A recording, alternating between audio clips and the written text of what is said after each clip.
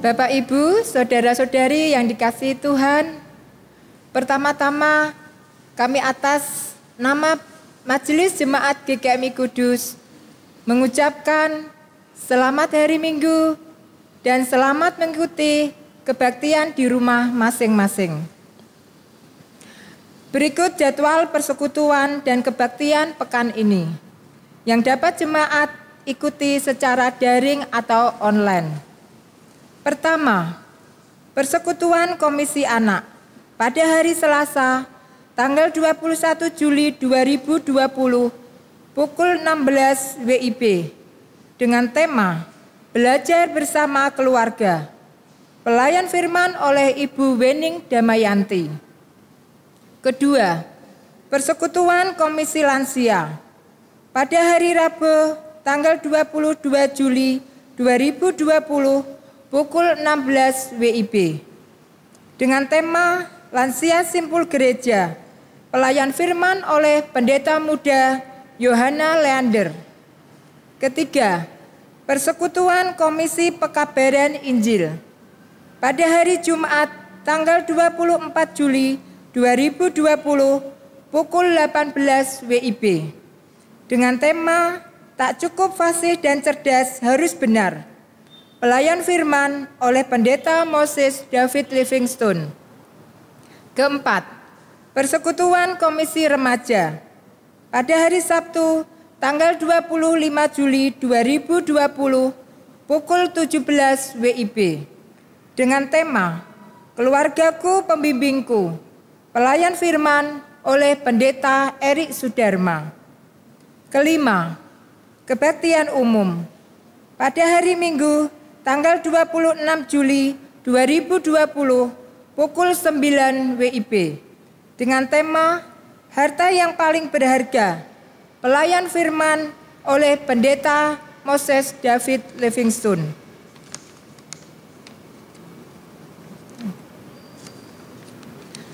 Pelayanan sosial. Pertama, program B3 atau Berbagi Beban Bersama. Program ini bertujuan menggalang dan menyalurkan bantuan atau santunan uang tunai bagi anggota jemaat GKMI Kudus dan jemaat cabang yang terdampak COVID-19 dengan kriteria tertentu untuk meringankan beban hidup, mempertahankan standar kehidupan yang layak, dan menolong membangun perekonomian keluarga selanjutnya. Adapun penyaluran bantuan telah berjalan dan masih dilaksanakan oleh tim B3 sampai bulan Agustus 2020. Dan masih dibuka kesempatan bagi jemaat yang memenuhi kriteria program B3 dengan melibatkan pengurus lingkungan atau cabang masing-masing di setiap tahapan yang dilalui. Kedua, paket sembako. Pengadaan dan pembagian paket sembako bagi warga jemaat GKMI Kudus dan jemaat cabang yang membutuhkan dilaksanakan pada bulan Juli 2020. Kiranya jemaat menjadi periksa dan mohon dukungan serta partisipasi jemaat. Tuhan memberkati. Demikian warta yang kami sampaikan. Untuk selengkapnya dapat jemaat simak dalam warta tercetak maupun yang dikirim melalui email.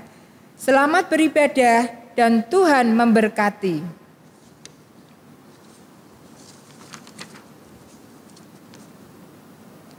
Mari kita datang kepada Tuhan dengan hati bersyukur, karena Tuhan itu baik dan kasih setianya untuk selama-lamanya. Dengan bangkit berdiri, mari kita naikkan pujian bersyukurlah.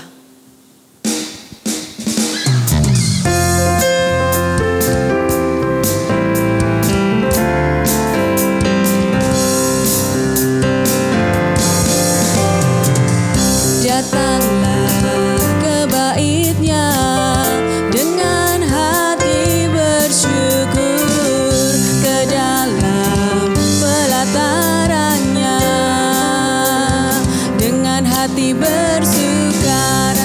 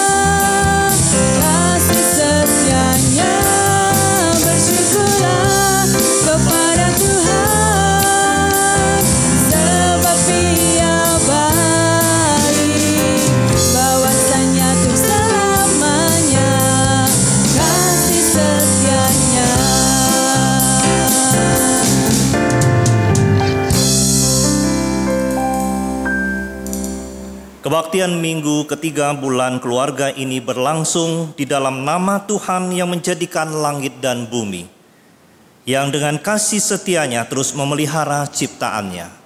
Turunlah atas kita sekalian kasih karunia dan damai sejahtera dari Allah Bapa dan dari Tuhan kita Yesus Kristus.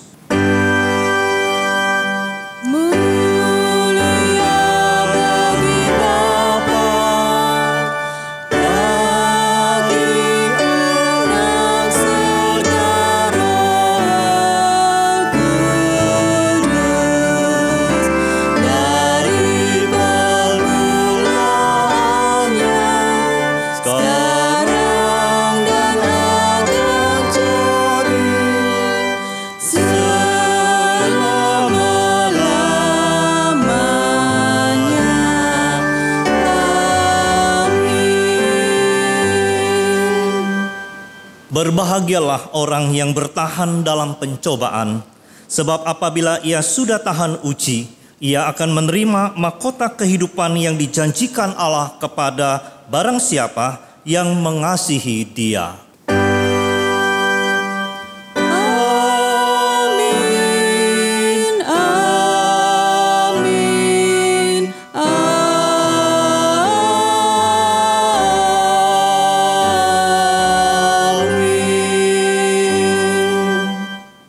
Silakan duduk. Selamat hari Minggu, Bapak, Ibu, Saudara, dan anak-anak sekalian. Hari ini kita memasuki minggu ketiga bulan keluarga. Tema kita adalah lalang di antara gandum. Kita diajak untuk menyadari mengapa realitas kejahatan tetap ada, bahkan berkembang di tengah era kedatangan kerajaan Allah yang dimulai oleh kedatangan dan kiprah Yesus Kristus di dalam dunia, serta bagaimana kita sebagai anggota keluarga Kristen semestinya menanggapinya. Sejak Senin tanggal 13 Juli 2020, pemerintahan Kabupaten Kudus kembali memperlakukan jam malam pukul 21.00 sampai 06.00. Kebijakan ini diambil mengikuti kasus COVID-19 yang semakin meningkat dan tak terkendali. Di tengah kenyataan bahwa kesadaran banyak orang di sekitar kita akan protokol kesehatan semakin menurun, sebagai orang percaya dan warga negara yang baik, kita selayaknya tidak ikut lengah, melainkan tetap dan lebih waspada. Ikutilah protokol VDJ. V. Ventilasi. Hindarilah atau jangan berlama-lama berada di ruang tertutup dan ber-AC. D. Durasi.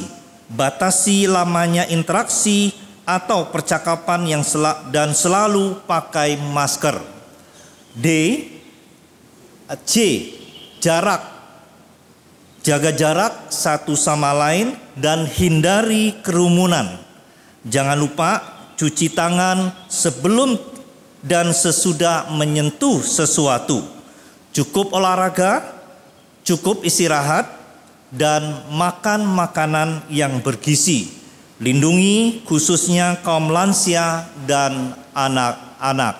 Selanjutnya, mari kita bangkit berdiri dan memberikan salam damai satu dengan yang lain seraya menaikkan nyanyian Keluarga Allah.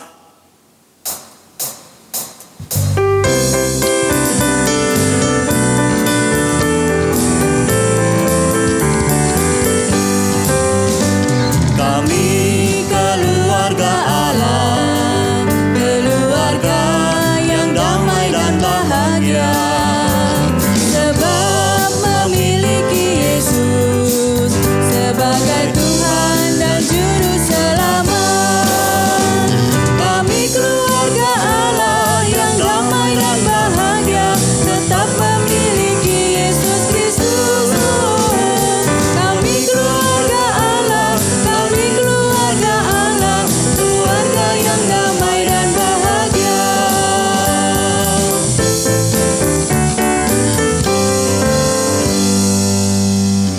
Silakan duduk. Mari kita bermazmur bagi Tuhan menurut Mazmur 86 ayat 11 sampai 17.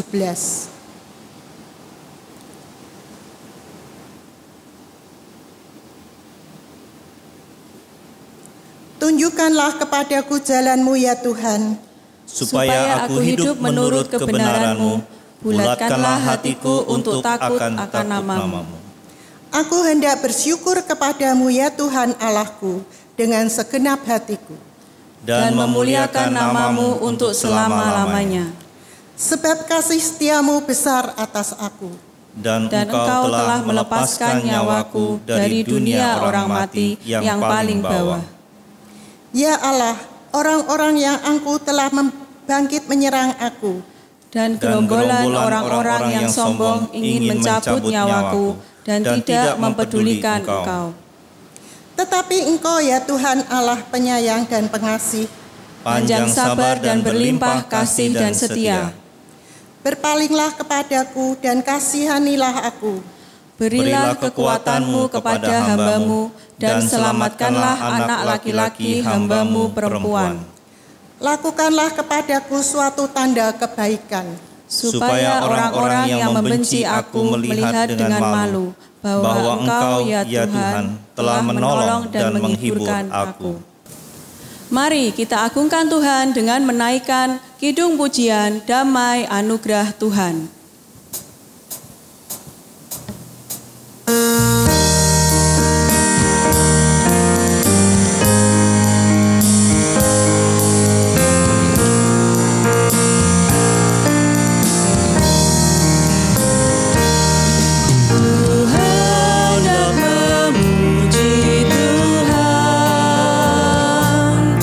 Dengan pujian sukacita.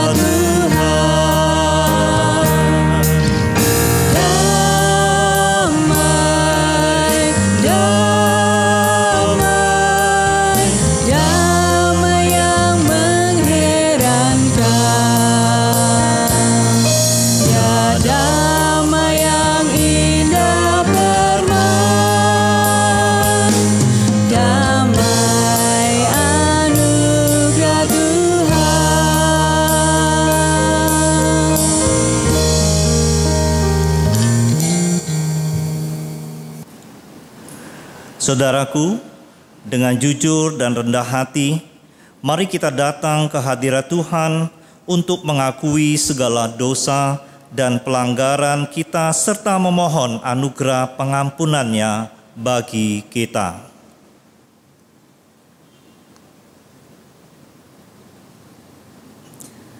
Ya Tuhan, Padamu ada kebenaran dan keadilan, juga ada pengampunan dan penghukuman.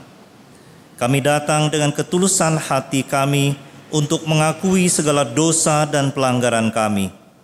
Ampuni kami jika telinga kami tidak kami gunakan dengan baik untuk mendengar firman-Mu, sehingga kami lambat untuk mengerti akan firman-Mu. Akibatnya, kehidupan rohani kami menjadi rapuh dan mudah goyah ketika penderitaan, penganiayaan, dan kesulitan hidup menimpa kami. Iman kami sangat dangkal karena firman-Mu tidak bertumbuh dan mengakar dalam hati kami. Kami menjadi orang Kristen, tetapi bukan pengikut Kristus. Kekristenan kami hanya sebutan saja. Oh Tuhan, dengan rasa penyesalan, kami memohon rahmat pengampunan-Mu. Kiranya Roh Kudus membarui hidup kami dan memampukan kami untuk dapat mendengar dan mengerti akan firman-Mu, sehingga kami dapat menjadi manusia baru. Demi Kristus Yesus kami berdoa. Amin. Mari kita bangkit berdiri untuk menerima berita perdamaian yang diambil dari Daniel pasal 9 ayat 9 sampai 10. Pada Tuhan Allah kami ada kesayangan dan keampunan, walaupun kami telah memberontak terhadap Dia dan tidak mendengarkan suara Tuhan Allah kami yang menyuruh kami hidup menurut hukum yang telah diberikannya kepada kami dengan perantaran para nabi hamba-hambanya. Mari kita membuka hati dan pikiran kita untuk menerima firman Tuhan dengan menaikkan pujian, lembutkan hatiku.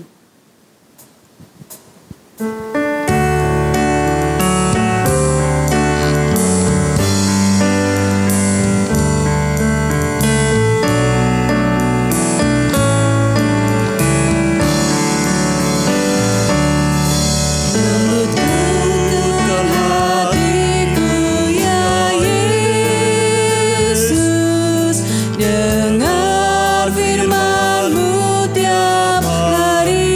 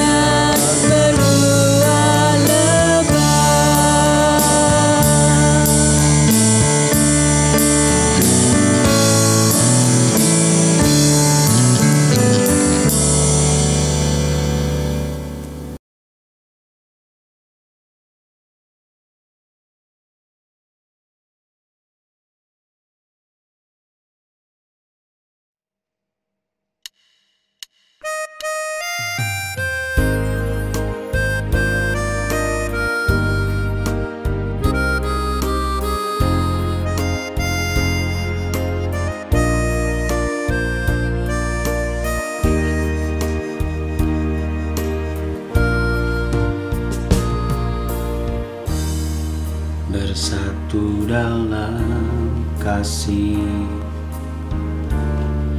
bersama melayani dan saling mengampuni. Ini doa kami, ini rindu kami. Aku dan seisi rumahku memuji dan memuliakan-Mu, penebusku, penyelamatku, penolong dalam hidupku. Aku dan seisi rumahku mengangkat tangan mengandalkan-Mu, bersatu hati mengasihi-Mu, melayani Tuhan seumur hidupku.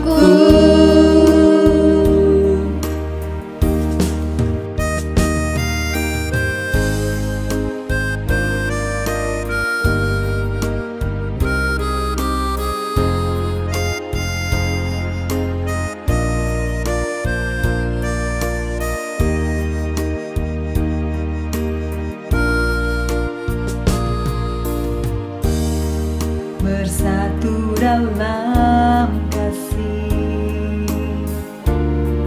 bersama melayani dan saling mengampuni. Ini doa kami, ini rindu kami. Aku dan seisi rumahku memuji dan memuliakan-Mu, penebusku, penyelamatku, penolong dalam hidupku. Aku dan seisi rumahku mengangkat tangan mengandalkan-Mu, bersatu hati mengasihi-Mu, melayani Tuhan seumur hidupku. Aku dan seisi rumahku memuji dan memuliakan-Mu, penebusku, penyelamatku, penolong dalam hidupku. Aku dan seisi rumahku mengangkat tangan mengandalkan-Mu, bersatu hati mengasihi-Mu, melayani Tuhan seumur hidupku.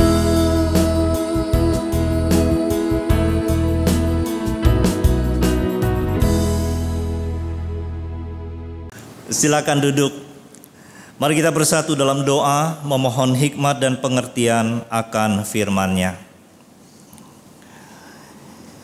Ya Tuhan, kami membuka setiap sudut hati kami untuk diterangi oleh firman-Mu. Berkatilah pembacaan dan perenungan kami akan firman-Mu. Berfirmanlah, kami siap mendengar, menerimanya, dan menjadikannya sebagai pedoman dalam hidup kami, sehingga kami hidup mencerminkan sifat Allah. Ya Tuhan, layakkanlah dan pakailah hamba-Mu untuk menguraikan firman-Mu bagi umat-Mu hari ini dengan benar dengan pertolongan Roh Kudus. Demi nama Tuhan Yesus Kristus kami berdoa. Amin. Bacaan pertama diambil dari Yesaya pasal 44 ayat 6 sampai 9.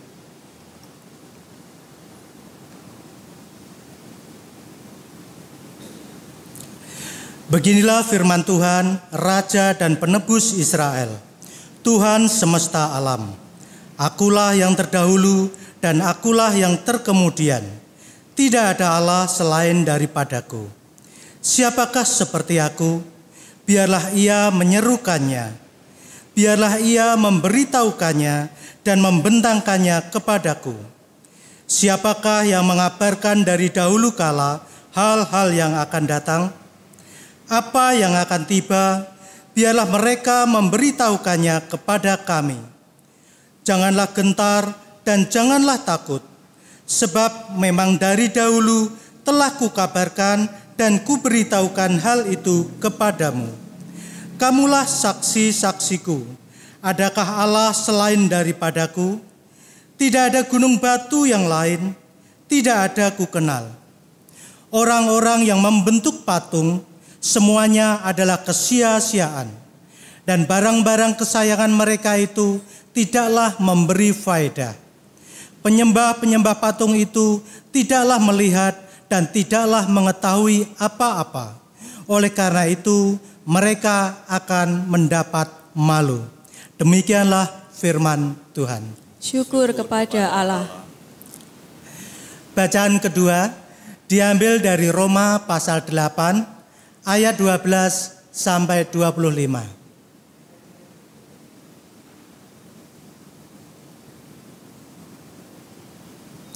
Jadi saudara-saudara, kita adalah orang berhutang, tetapi bukan kepada daging, supaya hidup menurut daging. Sebab jika kamu hidup menurut daging, kamu akan mati. Tetapi jika oleh Roh kamu mematikan perbuatan-perbuatan tubuhmu, kamu akan hidup. Semua orang yang dipimpin oleh Roh Allah adalah anak Allah. Sebab kamu tidak menerima roh perbudakan yang membuat kamu menjadi takut lagi. Tetapi kamu telah menerima roh yang menjadikan kamu anak Allah. Oleh roh itu kita berseru, Ya Aba, Ya Bapa. Roh itu bersaksi bersama-sama dengan roh kita bahwa kita adalah anak-anak Allah. Dan jika kita adalah anak, maka kita juga adalah ahli waris. Maksudnya orang-orang yang berhak menerima janji-janji Allah, yang akan menerimanya bersama-sama dengan Kristus, yaitu jika kita menderita bersama-sama dengan Dia, supaya kita juga dipermuliakan bersama-sama dengan Dia. Sebab aku yakin bahwa penderitaan zaman sekarang ini tidak dapat dibandingkan dengan kemuliaan yang akan dinyatakan kepada kita. Sebab dengan sangat rindu seluruh makhluk menantikan saat anak-anak Allah dinyatakan. Karena seluruh makhluk telah ditaklukkan kepada kesia-siaan, bukan oleh kehendaknya sendiri, tetapi oleh kehendak Dia yang telah menaklukkannya. Tetapi dalam pengharapan, karena makhluk itu sendiri juga akan dimerdekakan dari perbudakan kebinasaan dan masuk ke dalam kemerdekaan kemuliaan anak-anak Allah. Sebab kita tahu bahwa sampai sekarang segala makhluk sama-sama mengeluh dan sama-sama merasa sakit bersalin. Dan bukan hanya mereka saja, tetapi kita yang telah menerima karunia sulung roh, kita juga mengeluh dalam hati kita sambil menantikan pengangkatan sebagai anak, yaitu pembebasan tubuh kita. Sebab kita diselamatkan dalam pengharapan. Tetapi pengharapan yang dilihat bukan pengharapan lagi. Sebab bagaimana orang masih mengharapkan apa yang dilihatnya? Tetapi jika kita mengharapkan apa yang tidak kita lihat, kita menantikannya dengan tekun. Demikianlah firman Tuhan. Syukur kepada Allah. Mari kita bangkit berdiri. Inilah Injil Tuhan Yesus Kristus menurut Matius pasal 13 ayat 24 sampai 30, dilanjutkan ayat 36 sampai 43. Yesus membentangkan suatu perumpamaan lain lagi kepada mereka. Katanya, hal kerajaan surga itu seumpama orang yang menaburkan benih yang baik di ladangnya. Tetapi pada waktu semua orang tidur, datanglah musuhnya menaburkan benih lalang di antara gandum itu, lalu pergi. Ketika gandum itu tumbuh dan mulai berbulir, nampak jugalah lalang itu. Maka datanglah hamba-hamba tuan ladang itu kepadanya dan berkata, "Tuan, bukankah benih baik yang tuan taburkan di ladang tuan? Dari manakah lalang itu?" Jawab tuan itu, "Seorang musuh yang melakukannya."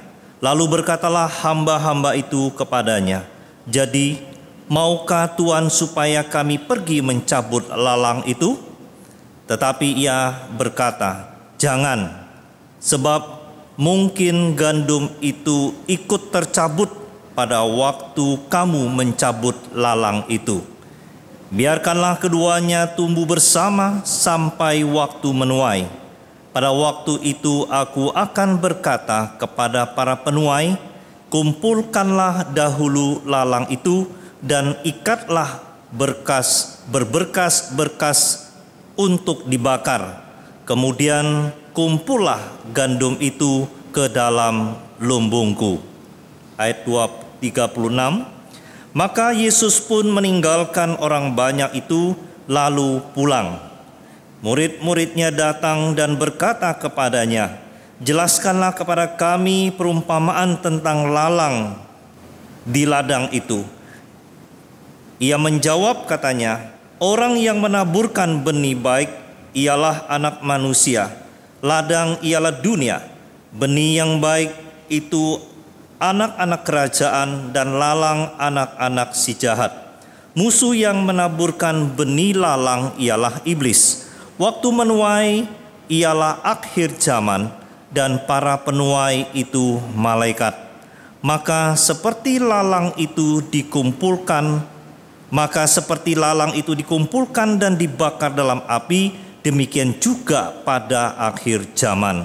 Anak Manusia akan menyuruh malaikat-malaikatnya dan mereka akan mengumpulkan segala sesuatu yang menyesatkan dan semua orang yang melakukan kejahatan dari dalam kerajaannya. Semuanya akan dicampakkan ke dalam dapur api. Di sanalah akan terdapat ratapan dan kertakan gigi. Pada waktu itulah orang-orang benar akan bercahaya seperti matahari dalam kerajaan Bapa mereka. Siapa bertelinga, hendaklah ia mendengar. Demikianlah Injil Tuhan Yesus Kristus.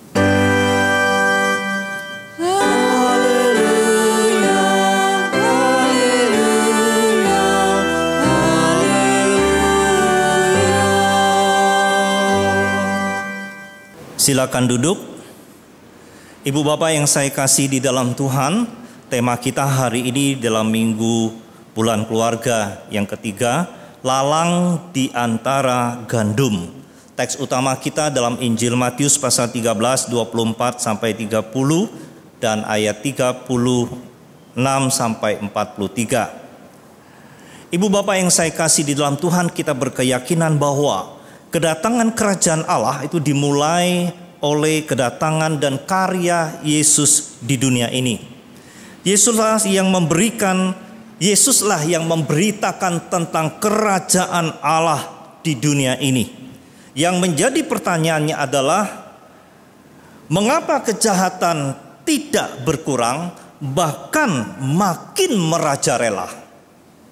Sejak diberlakukan dan diterapkan status PSBB, pembatasan sosial berskala besar, karena pandemi virus corona atau kita kenal dengan istilah COVID-19 di tanah air kita. Apakah angka kejahatan menurun? Menurut hasil laporan dari kepolisian bahwa angka kejahatan makin meningkat.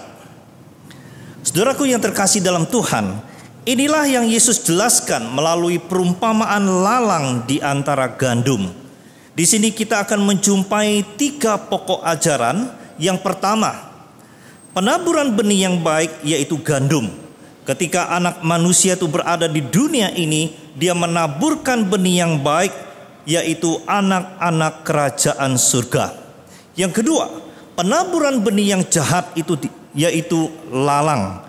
Musuh menaburkan benih jahat itu, yakni anak-anak si jahat. Yang ketiga, saudara sekalian, adalah benih yang baik dan benih yang jahat itu dibiarkan tumbuh bersama. Nah, saudara sekalian, yang menjadi pokok utama perumpamaan ini bukannya gandum, tetapi adalah lalangnya. Oleh sebab itu, di dalam kita melihat murid-murid menjumpai Yesus dan mereka juga meminta Yesus menjelaskan tentang perumpamaan lalang di antara gandum. Kemudian jika kita perhatikan bagaimana lembaga Alkitab juga memberi judul perumpamaan tentang lalang di antara gandum. Nah, saudara sekalian yang terkasih di dalam Tuhan, ada penegasan yang secara khusus di mana saudara sekalian pokok utama perumpamaan ini adalah masalah lalang.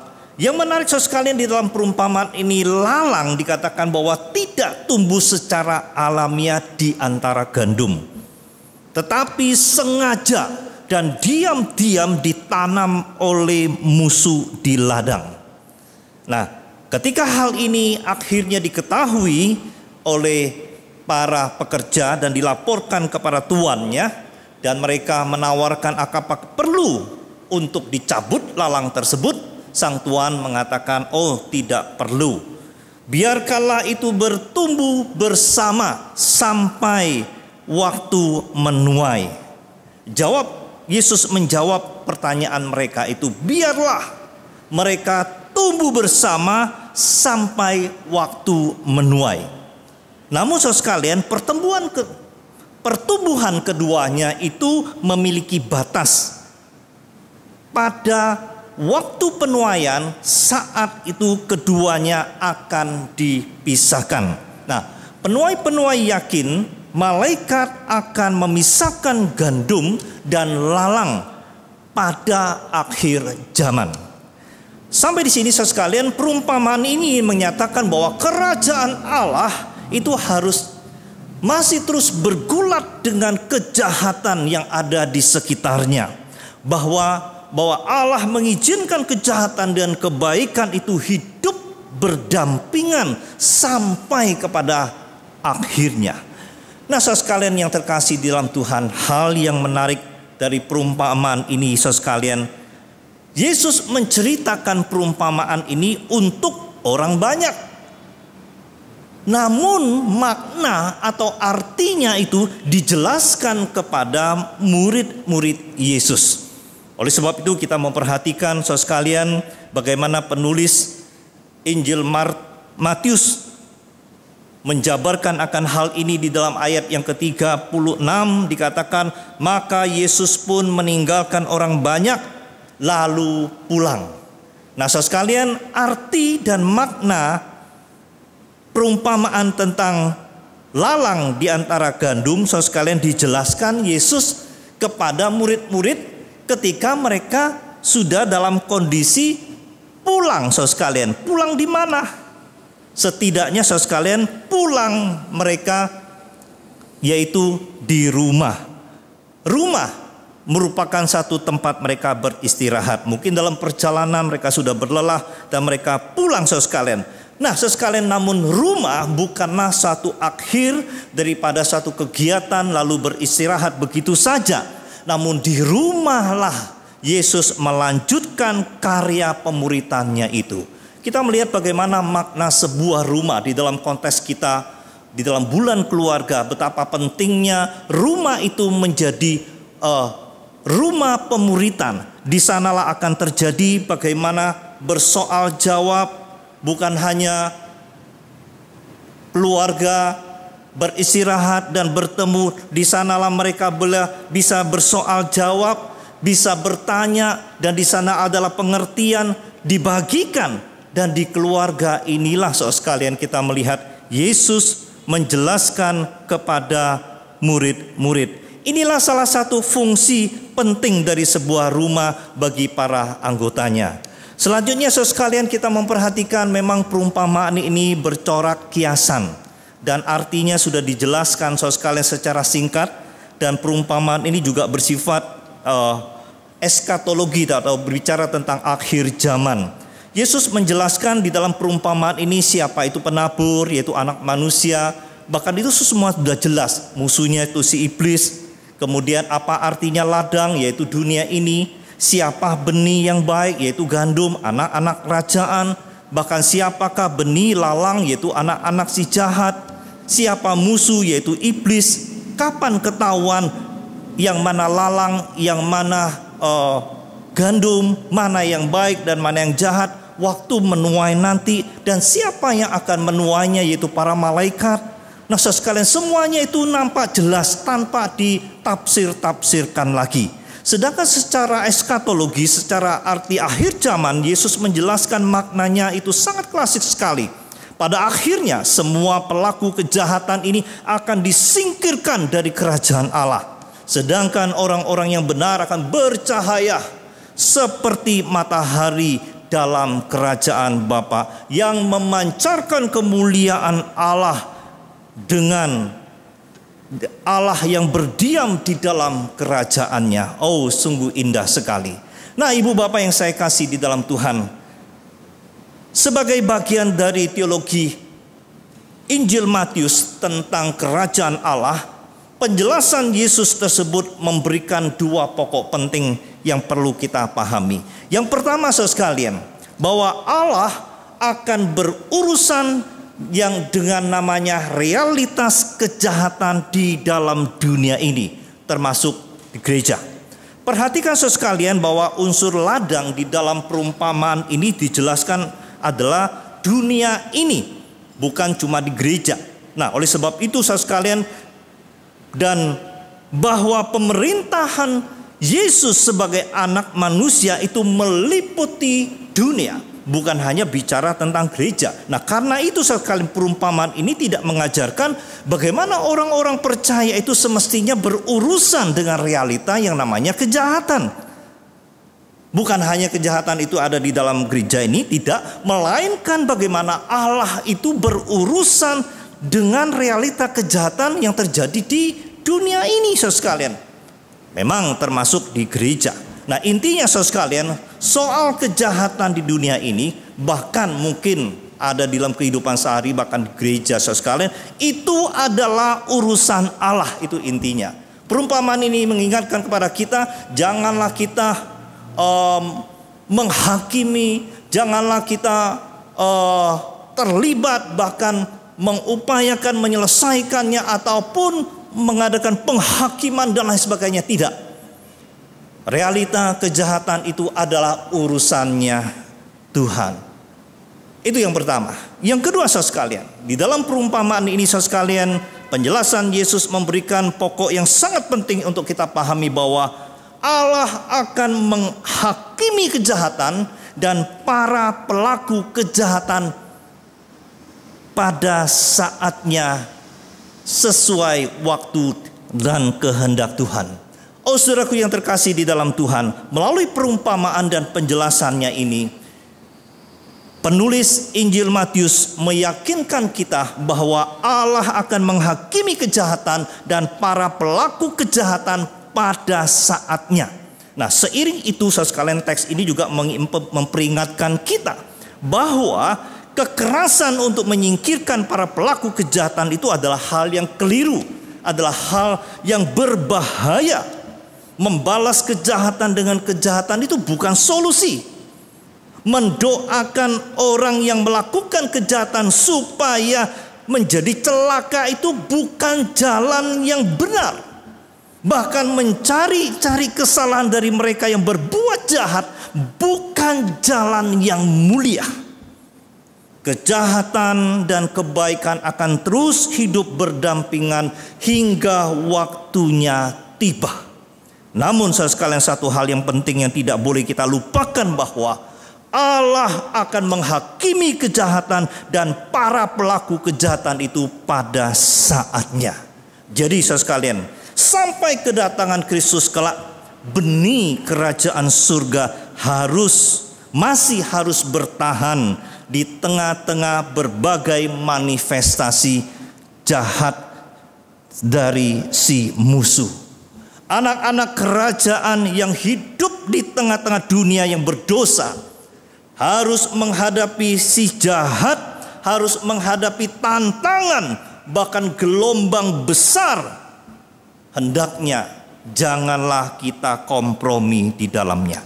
Kalau kita kompromi, maka kita akan kehilangan kesempatan mengenal Tuhan. Bahkan kita mungkin akan kehilangan keyakinan kita.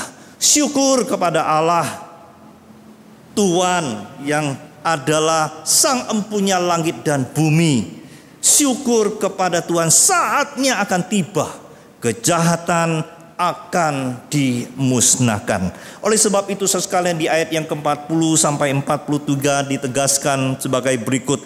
Maka seperti lalang itu dikumpulkan dan dibakar dalam api, demikian juga pada akhir zaman Anak Manusia akan menyuruh malaikat-malaikatnya, dan mereka akan mengumpulkan segala sesuatu yang menyesatkan dan semua orang yang melakukan kejahatan di dalam kerajaannya. Semuanya akan dicampakkan ke dalam dapur api. Di sana akan terdapat ratapan dan kertakan gigi.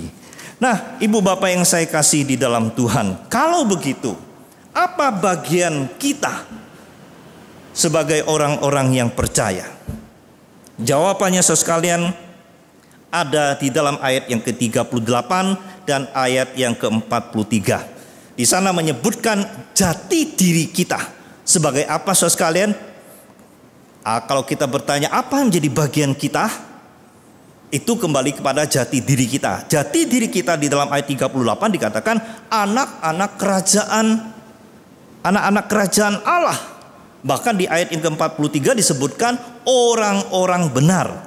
Artinya saudara sekalian, selama kita masih hidup dalam dunia ini, kita anak-anak kerajaan yang disebut orang-orang benar harusnya menyadari dan menghidupi realitas pemerintahan Sang Anak Manusia itu. Bukan ikut larut di dalam realitas kejahatan di sekitar kita.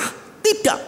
Yang menjadi pertanyaannya adalah, saudara sekalian, bagi setiap kita, harusnya kita sepatutnya kita berlaku benar, bukan ikut-ikutan terhadap segala kejahatan yang sedang berada di dalam tengah kita itu.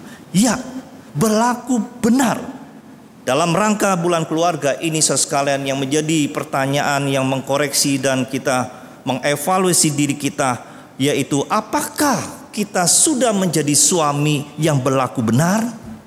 Apakah kita sudah menjadi seorang istri yang berlaku benar? Apakah kita sudah menjadi anggota keluarga yang sudah berlaku benar?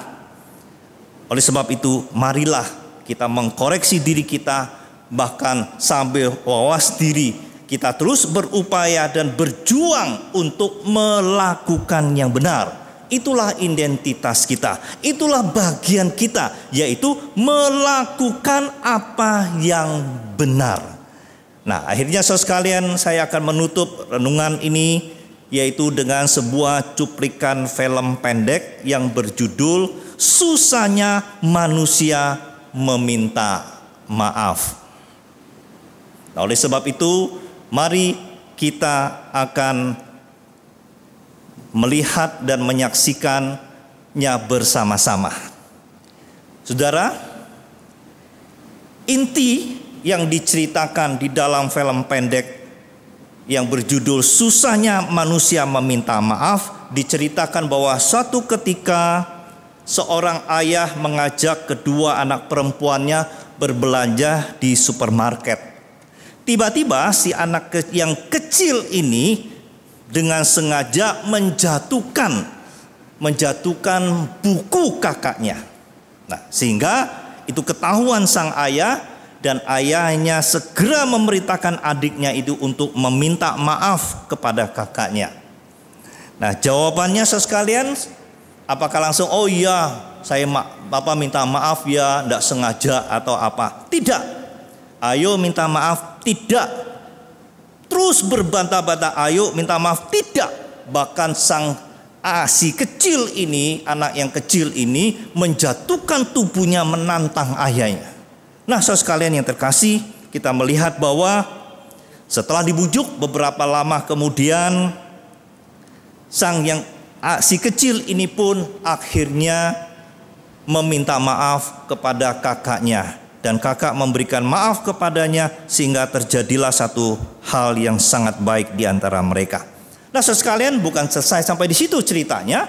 Begitu selesai, sang anak ini meminta maaf kepada kakaknya, saudara sekalian, tiba-tiba dari belakang seseorang melewati dia dan mendorongnya sehingga dia hampir terjatuh. Kemudian dia memprotes kepada ayahnya, harusnya orang itu minta maaf dong kepada saya.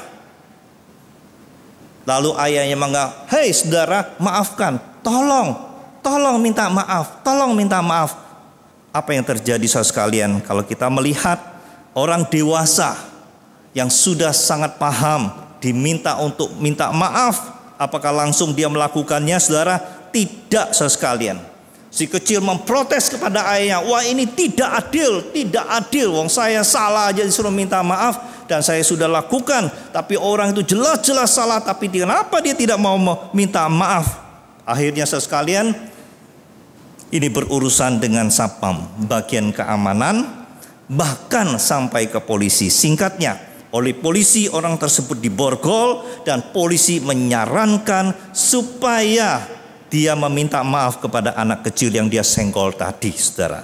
Akhirnya si anak kecil ini mengajari cara berkata minta maaf dengan cara tarik nafas dalam-dalam, kemudian keluarkan dan sambil berkata, saya minta maaf ya.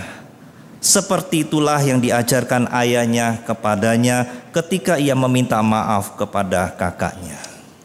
Akhirnya saudara, saya ingin mengajak setiap kita, mari kita hidup sesuai dengan identitas kita sebagai anak-anak kerajaan, orang-orang yang benar, yaitu dengan berlaku benar di dunia yang penuh dengan kejahatan. Kiranya Tuhan memberkati setiap kita dan menolong kita untuk melakukan bagian kita. Berlakulah benar, karena saudara dan saya adalah anak-anak kerajaan. Saudara dan saya adalah orang-orang benar. Amin.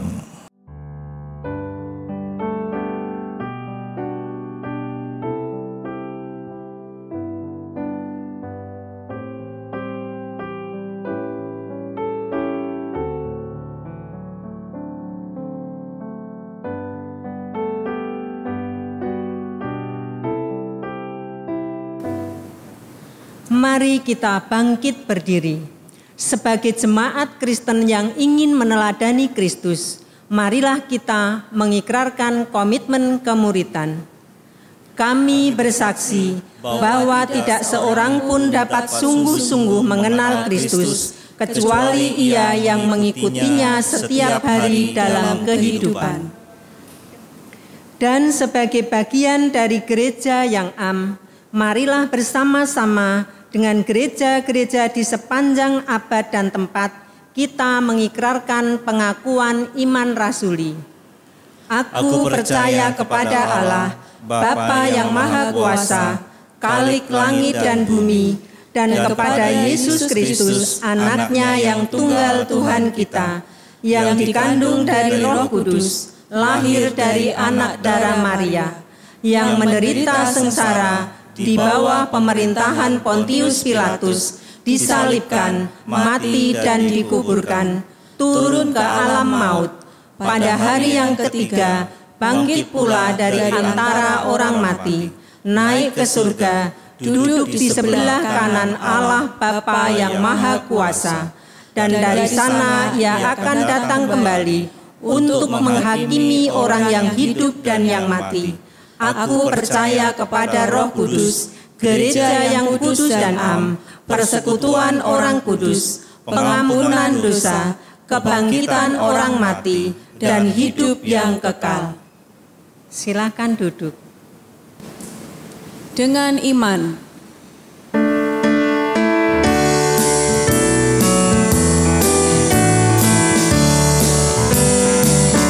dengan imanku ku hadapi semua. Dengan imanku semua berlalu. Gunung-gunung kesusahan, gunung-gunung pencobaan. Dengan imanku semua berlalu. Dengan berdoa ku hadapi semua. Dengan berdoa semua berlalu. Letak kekuatan kita di dalam tekun berdoa. Dengan berdoa semua berlalu. Dengan bersyukur ku hadapi semua. Dengan bersyukur semua berlalu. Dengan doa dan bersyukur sama besar kuasanya. Dengan bersyukur semua berlalu. Mari kita berdoa. Ya Tuhan, kami berterima kasih atas kebenaran firman-Mu yang sudah disampaikan kepada kami. Tolonglah kami agar dapat berlaku benar sesuai identitas kami sebagai anak-anak kerajaan dan orang-orang benar. Tolonglah kami agar tetap berlaku benar sekalipun realitasnya kejahatan semakin merajalela. Tolonglah kami, baik sebagai ayah, ibu, dan anggota keluarga, untuk terus berupaya hidup berlaku benar. Karena kami tahu, dengan demikian kami akan bercahaya seperti matahari dalam kerajaan Bapa. Dan dalam nama Tuhan dimuliakan di bumi ini. Tolonglah kami agar tekun dan setia mengerjakan hidup benar sebagai kesaksian kami bagi kemuliaan nama-Mu di tengah-tengah ancaman sekalipun. Ya Tuhan, kami berdoa bagi pemerintahan dan negeri kami Indonesia, khususnya dalam menghadapi masa pandemi.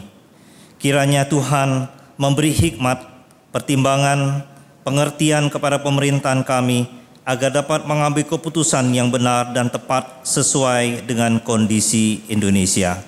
Teristimewa kepada Presiden Jokowi bersama gugus tugas pandemi agar situasi yang sulit ini mereka dimampukan dapat mengambil kebijakan-kebijakan yang tepat untuk memutuskan mata rantai COVID-19 dengan sikap bijak pula menyelamatkan seluruh masyarakat sekaligus kondisi perekonomian negeri kami.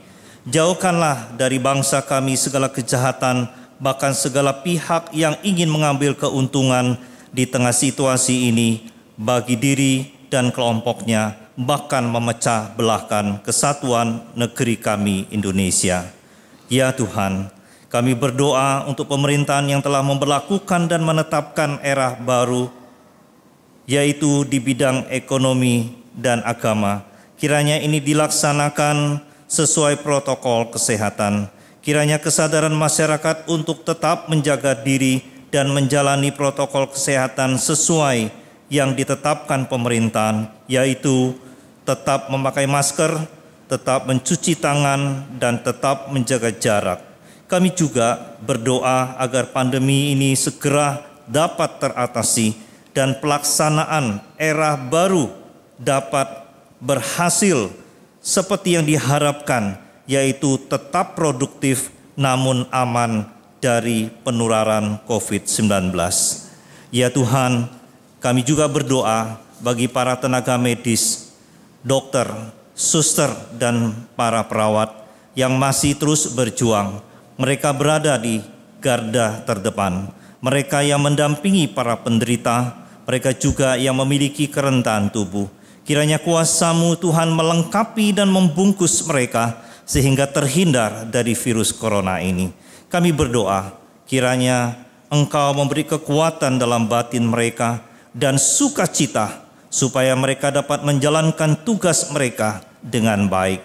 Kami juga berdoa bagi keluarga mereka, kiranya Tuhan melindungi, Tuhan mencukupi, Tuhan menjaga dan memberkati mereka pula.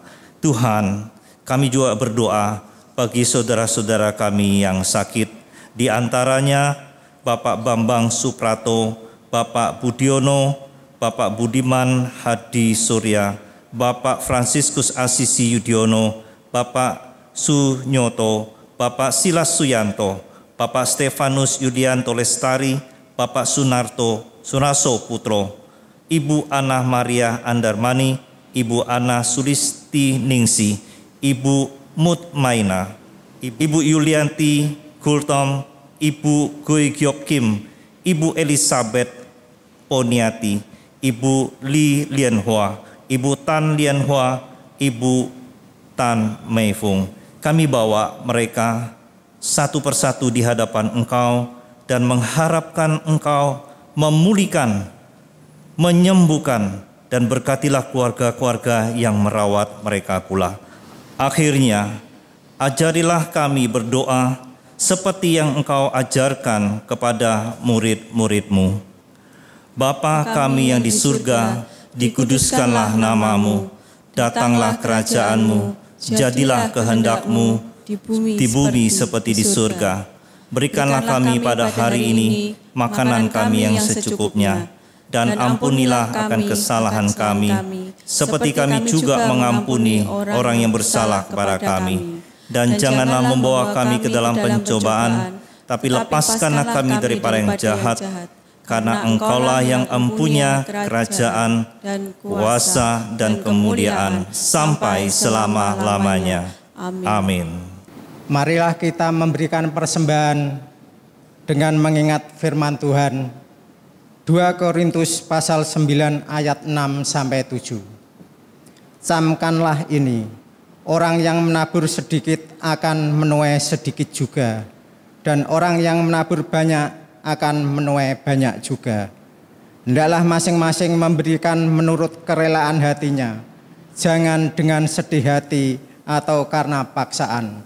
Sebab Allah mengasihi orang yang memberi dengan sukacita. Syukur padamu ya Allah.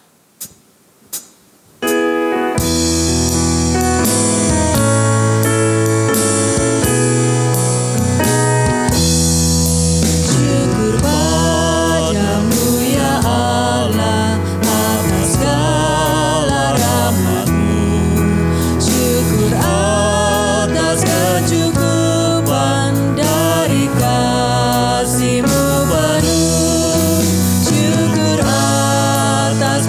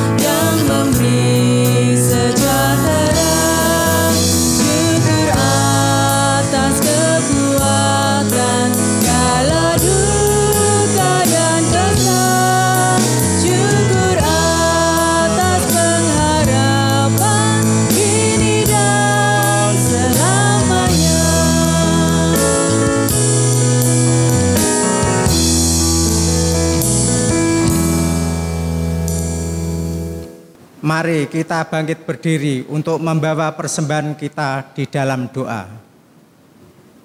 Ya Tuhan, rasanya tak cukup kami mengucapkan terima kasih dengan mulut ini. Tangan kami pun rasanya tak layak untuk memberikan persembahan ini kepadamu, karena tak sebanding dengan berkat yang kami terima daripadamu. Kendati demikian, hati kami tidak ciut, karena Engkau melihat niat kami dalam memberikan persembahan ini sebagai bentuk tanggapan atas firman-Mu. Selain itu, kami juga ingin terlibat dalam tugas panggilan gereja-Mu untuk melayani sesama manusia. Oleh sebab itu ya Tuhan, kami mohon berkat-Mu untuk persembahan ini serta hikmat-Mu untuk majelis yang mengelolanya, sehingga melalui gereja-Mu persembahan ini dapat tersalurkan kepada mereka yang membutuhkan. Demi Kristus Yesus kami berdoa. Amin. Silahkan duduk. Di penghujung kebaktian ini, mari kita nyatakan tekad dan komitmen dengan menaikkan kidung pamungkas iman orang saleh.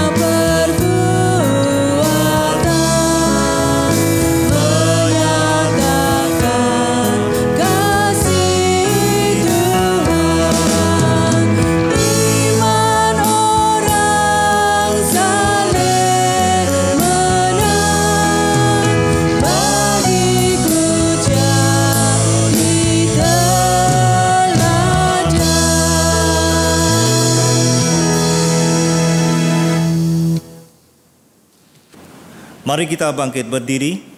Saudaraku, arahkanlah hatimu kepada Tuhan dan terimalah berkat-Nya. Tuhan memberkati engkau dan melindungi engkau. Tuhan menyinari engkau dengan wajah-Nya dan memberi engkau kasih karunia. Tuhan menghadapkan wajah-Nya kepadamu dan memberi engkau damai sejahtera. Kepada Allah beri puji, semua makhluk di bumi.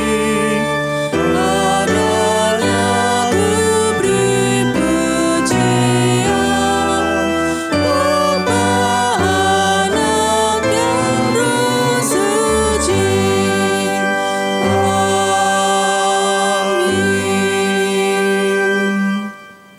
Silakan duduk dan mengambil saat teduh sejenak.